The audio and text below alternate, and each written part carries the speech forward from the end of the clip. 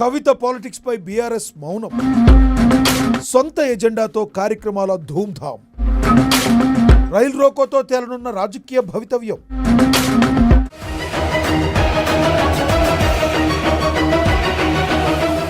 BRS పార్టీలో ముఖ్య నాయకురాలుగా ఉన్న కవిత చేపడుతున్న ఇటీవల కార్యక్రమాలు ఆ పార్టీలో హాట్ టాపిక్గా మారాయి. పార్టీ అధికార ఎజెండాతో సంబంధం లేకుండా తన రూటే సపరేట్ అంటూ దూసుకుపోతున్నారు. కవిత స్పందించినంత ధైర్యంగా అంతర్గత రాజకీయాలపై పార్టీ వర్కింగ్ ప్రెసిడెంట్ కేటీఆర్ స్పందించడం లేదు. అధినేత కేసీఆర్ స్పందించారు. ఒక్క కేటీఆర్కు తప్ప స్పందించే అధికారం, పదవులు ఎవరికీ లేవు. రైలు రోకోకు బీఆర్ఎస్ పార్టీ మద్దతు ఉందా లేదా? మద్దతు లేకపోతే పార్టీలోని నేతలు ఎవరైనా ఇలా సొంత ఎజెండాతో కార్యక్రమాలు ప్రకటించవచ్చా?